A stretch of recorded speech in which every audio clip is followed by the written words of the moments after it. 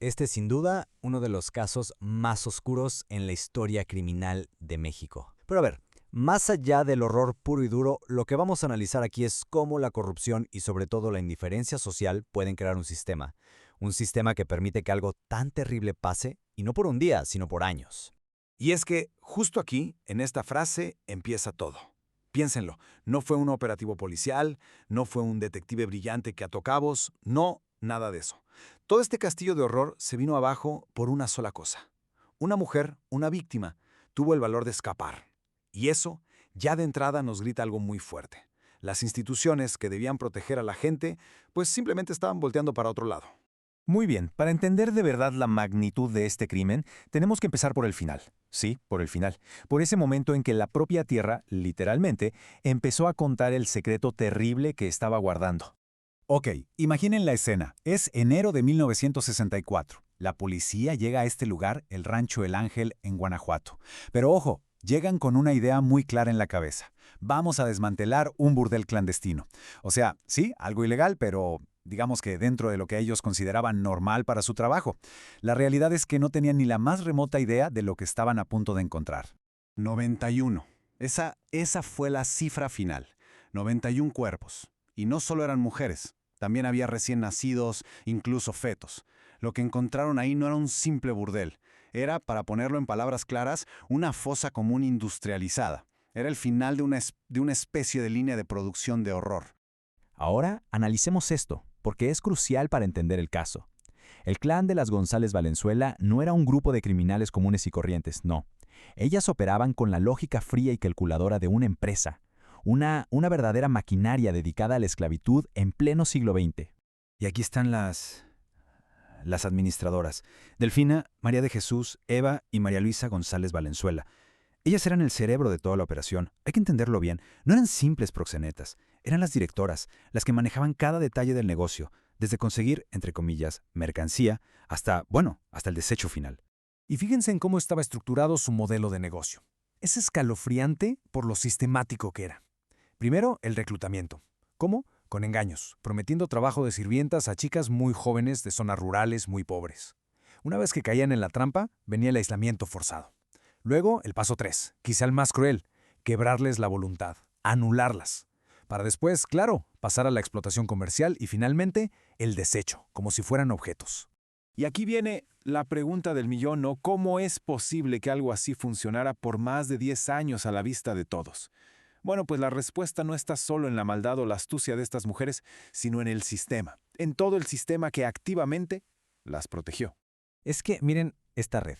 Ellas no operaban solas en un rincón oscuro. No, para nada. Compraron a todo el que se podía comprar. La policía local simplemente ignoraba las denuncias. Las autoridades municipales, en lugares como El Salto o San Francisco del Rincón, les daban total cobertura, hasta los inspectores de salubridad. Ellos firmaban reportes falsos diciendo que todo estaba en orden en los burdeles. Su negocio era posible porque, en la práctica, era un negocio protegido por las propias autoridades locales. Claro, pero tener compradas a las autoridades era solo una parte. La protección externa no era suficiente. Necesitaban un método interno para mantener el control total sobre las mujeres. Y ese método era uno solo: la deshumanización. Una deshumanización total, calculada, casi científica. El objetivo era clarísimo y brutal: romperles el espíritu. Usaban el hambre, las encerraban en celdas de aislamiento. La tortura física era algo de todos los días. Y ojo, no era una crueldad al azar. No. El hambre, el dolor, el encierro eran sus herramientas de control, de gestión, por así decirlo. Y esto se ponía peor. Imagínense, los abortos forzados los practicaban ellas mismas, las hermanas. Si alguna mujer contraía una enfermedad venérea, simplemente no la trataban, la dejaban a su suerte. Un embarazo no era una cuestión humana, era un problema para el negocio. Una enfermedad era un defecto del producto, así de crudo. Y al final del día, todo se reducía a esto. Para ellas, una mujer no tenía valor como persona. Su único valor era su capacidad de generar dinero. Cuando esa capacidad se acababa, ya fuera por enfermedad, por la edad o porque simplemente se resistían, se convertían en un residuo, en basura.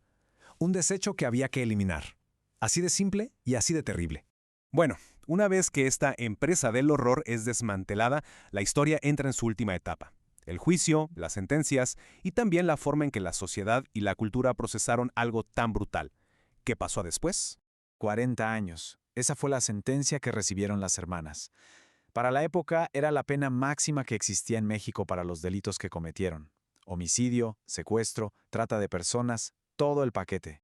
Y aquí vemos cómo el legado de este caso se divide en dos. Por un lado tenemos los hechos duros, los hechos judiciales, las 91 víctimas, la esclavitud, los asesinatos, la condena. Pero por otro lado está la interpretación literaria, la famosísima novela de Jorge Ibargüengoitia, Las Muertas.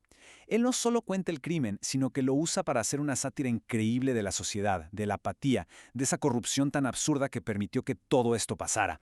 Y al final, ¿qué fue de ellas? Pues sus finales fueron bastante mundanos. Delfina murió en la cárcel en un accidente de construcción. Irónicamente, María de Jesús salió y murió ya de vieja. Y Eva y María Luisa cumplieron sus sentencias. O sea, el clan como tal se acabó, pero la pregunta es si el sistema que lo hizo posible realmente cambió. Y aquí está la idea central de todo este análisis. Las Poquianchis no fueron un monstruo de 4 cabezas que apareció de la nada. No, fueron el resultado, el síntoma más extremo de una enfermedad social. Un sistema corrupto y una sociedad que simplemente decidió no ver lo que pasaba en los márgenes, con la gente que, pensaban, nadie iba a buscar ni a extrañar.